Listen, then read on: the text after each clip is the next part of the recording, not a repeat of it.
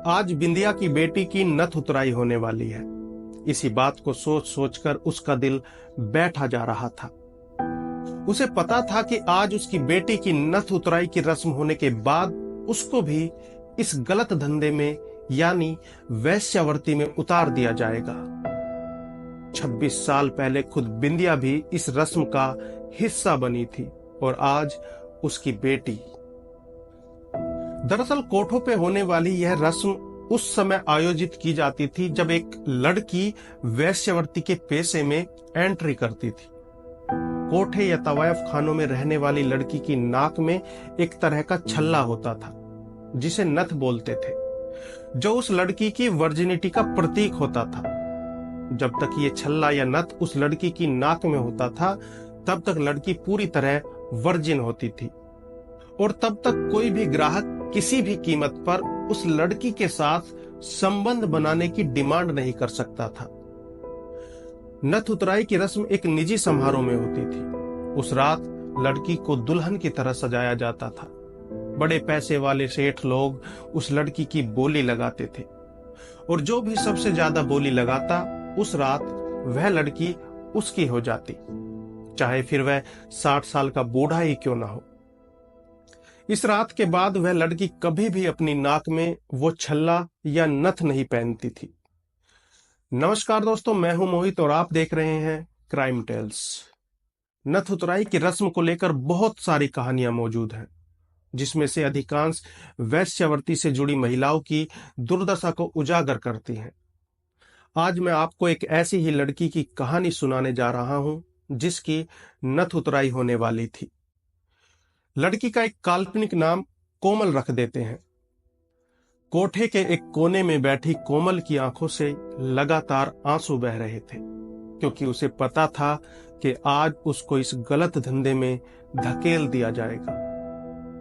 ये कहानी बहुत ही हैरान कर देने वाली है और दिल को झकझोर देने वाली है, इसलिए इस कहानी को एंड तक पूरा सुनिएगा।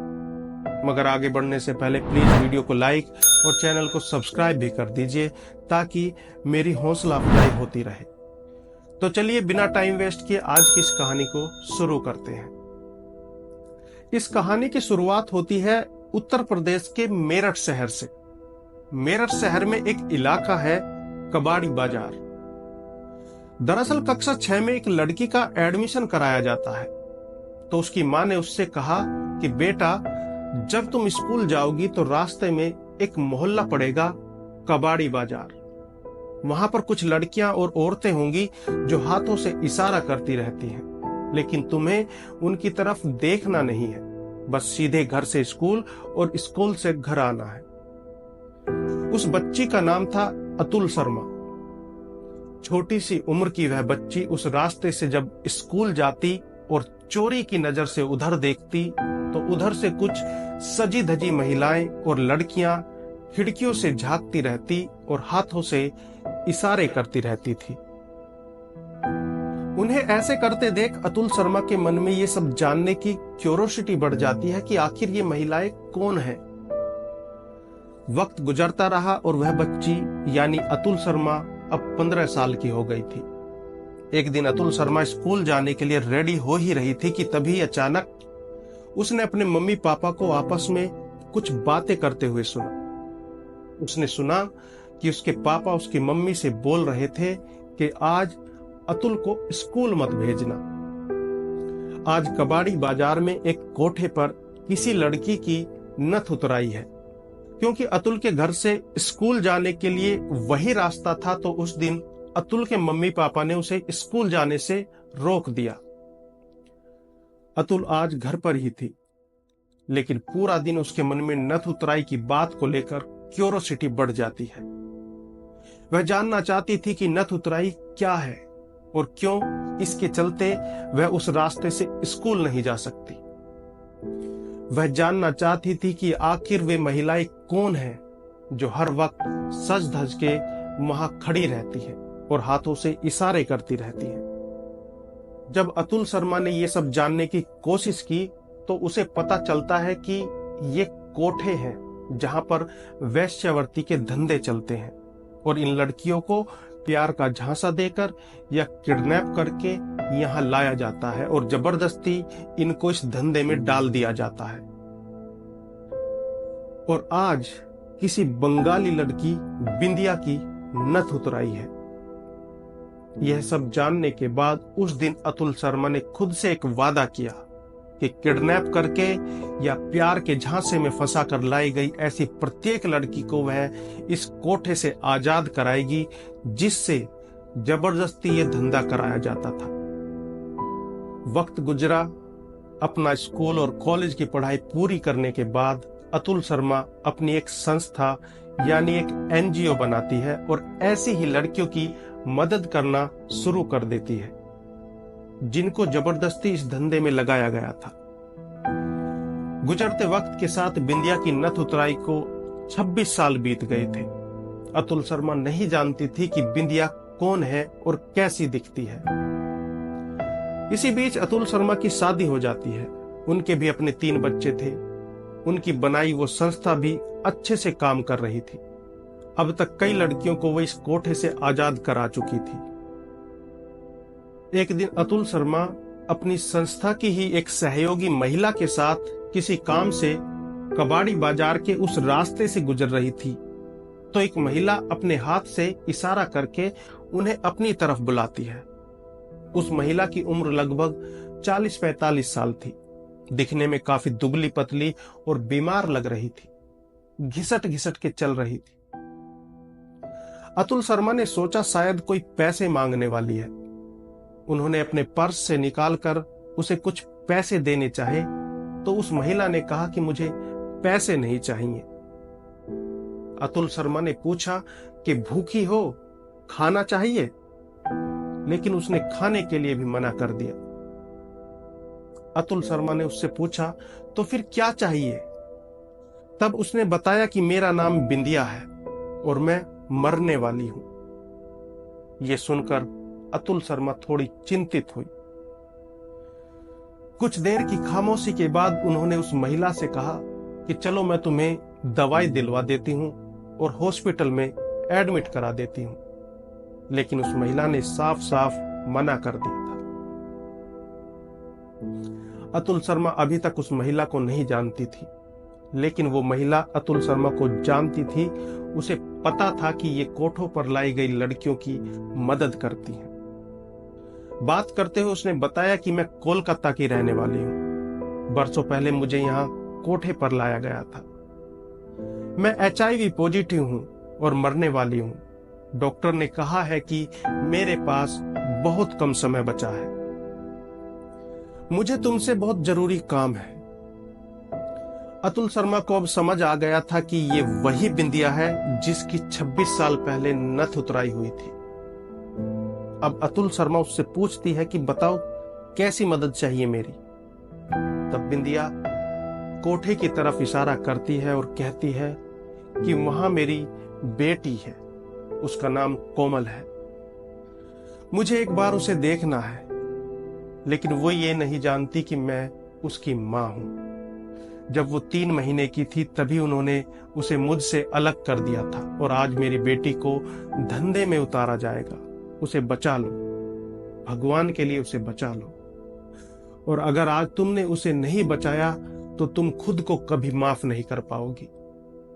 बिंदिया की आंखों में आंसू थे। बोलते हुए उसका गला रूंध रहा था।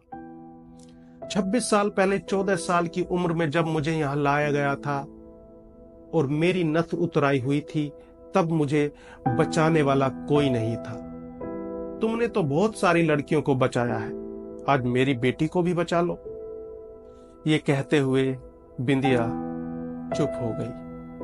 अतुल शर्मा उसकी ये बातें सुनकर काफी इमोशनल हो गई थी। उनकी समझ में नहीं आ रहा था कि वो करे तो क्या करे। वो घबरा रही थी क्योंकि कोठे पर जाना और उसकी बेटी को वहां से रेस्क्यू करके लाना ये उनके जीवन को खतरे में डाल सकता था। लेकिन बिंदिया की बेटी में आज उनको अपनी बेटी दिखाई दे रही थी। इसीलिए हिम्मत करके बिना कुछ सोचे समझे अतुल शर्मा बिंदिया की बेटी को बचाने का फैसला करती है और उस कोठे पर चली जाती है जहां बिंदिया की बेटी थी। वहां जाने पर अतुल शर्मा उस कोठे की मालकिन को बातों में लगाने की कोशिश करती है जिससे उन्हें बिंदिया की बेटी की पहचान हो सके। जब अतुल शर्मा कोठे की मालकिन से बातें कर रही थी तो उन्होंने नोटिस किया कि एक लड़की उन्हें बार बार देख रही है। अब अतुल शर्मा वॉशरूम जाने का बहाना करती है और कोठे की मालकिन से कहती है कि तुम्हारा वॉशरूम किधर है, मुझे वॉशरूम जाना है। कोठे की मालकिन उस लड़की को बुलाती है और उसे अतुल शर्मा को वॉशरूम तक छोड़ने के लिए बोलती है। अब जैसे ही वो लड़की अतुल शर्मा के साथ वॉशरूम तक जाती है तो अतुल शर्मा धीरे से उस लड़की से पूछती है कि क्या तुम बिंदिया की बेटी कोमल हो? उसने कहा नहीं, और एक कमरे की दरवाजे की तरफ हाथ से इशारा करते हुए कहा कि वो उधर कोने में बैठी है। अतुल शर्मा अब कोमल के पास जाती है तो देखती है कि वह दुल्हन की तरह सजी हुई थी और उसकी आंखों से आंसू बह रहे थे। अतुल शर्मा उसे उठाकर खिड़की के पास ले जाती है क्योंकि उसकी मां ने कहा था कि मैं एक बार उसे देखना चाहती हूं। बाहर से बिंदिया अपनी बेटी की एक झलक पाने के लिए टकटकी लगाए खिड़की की तरफ देख रही थी। अतुल शर्मा ने बाहर की तरफ इशारा करके कोमल से पूछा कि तुम जानती हो वो कौन है? उसने कहा, हाँ, वो मेरी मां है। लेकिन बिंदिया ये नहीं जानती थी कि कोमल को पता है कि मैं उसकी मां हूं। खैर, अपनी मां को ऐसी हालत में देखकर कोमल जोर जोर से कांप रही थी।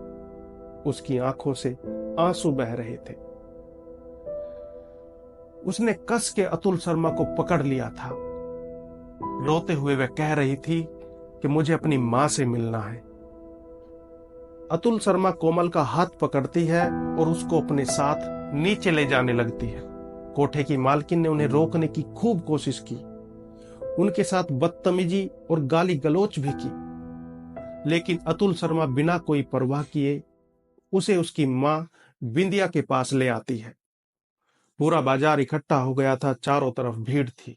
कोमल अपनी मां बिंदिया से गले लगकर रो रही थी, लेकिन बिंदिया की सांसें थम चुकी थी।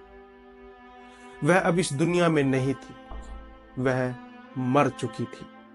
शायद अपनी बेटी की एक झलक देखने के लिए ही भगवान ने उसे जिंदा रखा था।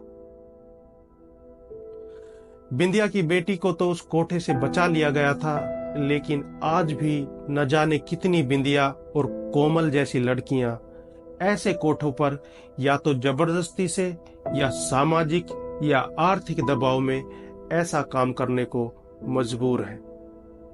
तो दोस्तों, ये थी बिंदिया की कहानी। आपको ये कहानी कैसी लगी और आप कहां से हमारी वीडियो को देख रहे हैं, कमेंट करके जरूर बताइएगा। तो मिलते हैं फिर से एक और नई कहानी के साथ। तब तक अपना ख्याल रखिए, स्वस्थ रहिए, खुश रहिए। नमस्कार, जय हिंद।